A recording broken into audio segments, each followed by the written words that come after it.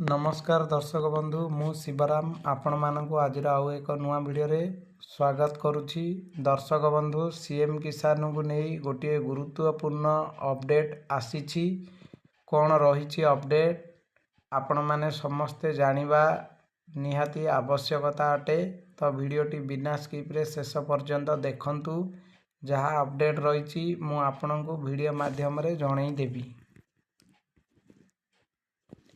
प्रथम जिनस जो चाषींकर सीएम किसान टंका रेगुलार आसुछि सेही चाषी माने कौन करिवे एवं जो चाषी माने ए पर्यंत सीएम किसान योजना रे पंजीकरण करई नाहंती सेमाने किपरि पंजीकरण करिवे मु आपण मानकु संपूर्ण अपडेट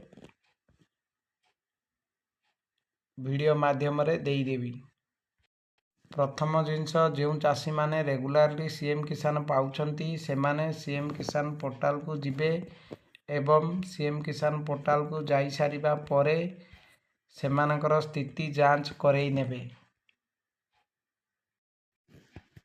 जदि आपण मानकर स्टाटस रे मध्य एमिति शो करूची सबु ठीक अछि ताहाले आपण माने किछि करिबा आवश्यकता नाही। आपण माने आसीबा को जाउथिबा सीएम किसान योजनार टंकार लाभ उठाई पारिबे।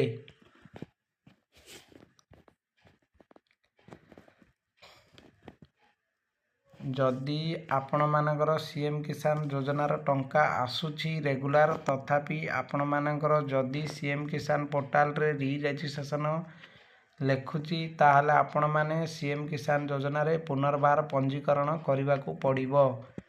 देखंतु एई चाषी भाईंकर री रजिस्ट्रेशन करबा पई देखौची एवं आंके सीएम किसान रो सबु इंस्टॉलमेंट पाइछंती तथापि आंकर री रजिस्ट्रेशन करबा पई देखौची तो आंके सीएम किसान रे री रजिस्ट्रेशन कराइबा को पड़िबो एवं सीएम किसान योजना रो री रजिस्ट्रेशन कराइबार डेट मध्य एई मास 31 तारिख एवं जो माने नूतन पंजीकरण करिवे सेही मानकर मध्य सेम डेट रहिछि।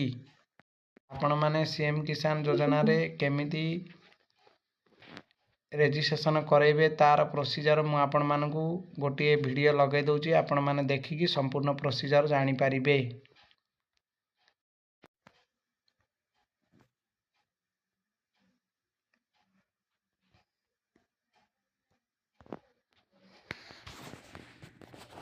आवेदन करिपारिबे नाम मात्र चाषी एवं भूमिहीन चाषी। सीएम किसान योजना आवेदन किपरि करिवे।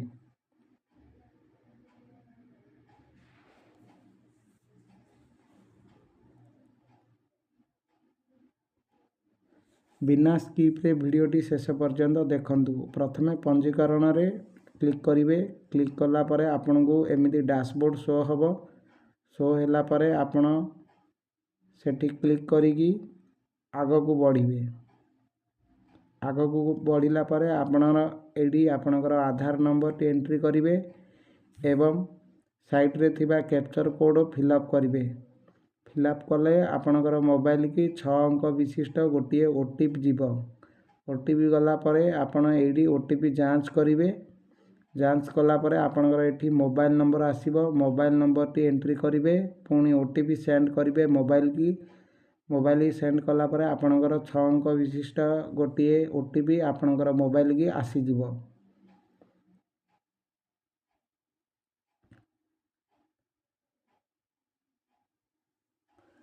से ओटीपी प्रदान करके आपण नेक्स्ट टैब रे क्लिक करिवे। क्लिक कला परे आपण को एमिति पर्सनल डिटेल्स शो करिवो एवं आपण सबमिट ऊपर क्लिक करिए। क्लिक कले आपनकर रजिस्ट्रेशन सक्सेसफुल होई जिवो एवं आपनकर एमिति टोकन नंबर आसी जिवो। ए टोकन नंबर टी को आपण लेखिक रखिथिबे या भविष्यत रे काम रे आसीबो।